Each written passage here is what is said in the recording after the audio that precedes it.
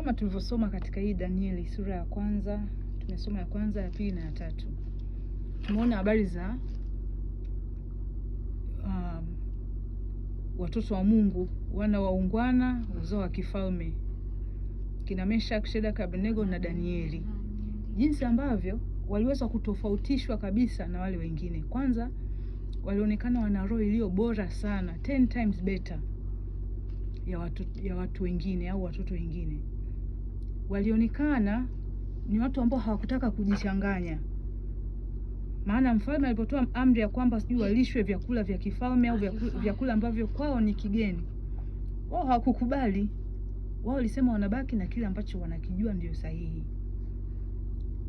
Inatufundisha nini? Kama Wakristo kuna standards ambazo tunatakiwa tuzijue jinsi ya kuziishi. Hata kama tumechanganyikana katika dunia, tutambue kwamba sisi wenyeji wetu sio hapo. Tusiache vile ambavyo Mungu ametufundisha. Kwa hiyo tunaona Danieli, Meshaki na Abednego hawakuacha kumwabudu Mungu wao. Yaani walimjua Mungu wao, wakasimama na Mungu wao, haikujalisha changamoto gani zilizoinuka. Na kwa kufanya hivyo, Mungu wao ndo akapata kujulikana. Mfalme Nebukadneza tunaona hata akasema huyu Mungu wa Danieli, huyu Mungu wa Meshaki ndiye Mungu pekee wa kuabudiwa. Na mtu yote asiseme neno lolote lisilofaa kwa huyu Mungu wao. Bwana Yesu asifiwe. Na kupitia hiyo pia tunaona ndivyo kupanda kwao hata hivyo vyeo. Yaani iliwapa kibali.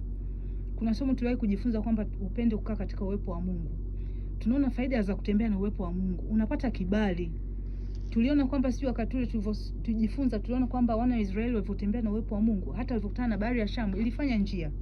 Kwa hiyo tunaona akina Meshaki, Shadraka na Abednego kutunza kutembea na Mungu, hata walipotupwa kwenye moto alionekana Mungu wao. Hawakuonekana tena wako watatu, walionekana wanne.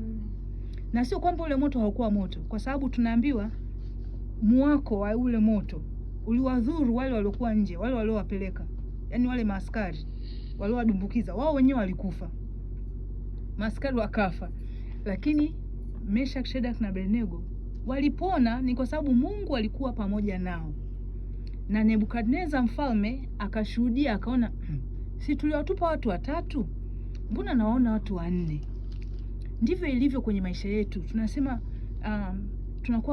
tunaogopa sana changamoto, lakini changamoto kwa Wakristo, our challenges ndio sababu ya Mungu wetu kujulikana katikati ya wale wasioamini. Kwa sababu katikati ya changamoto Mungu wetu huwa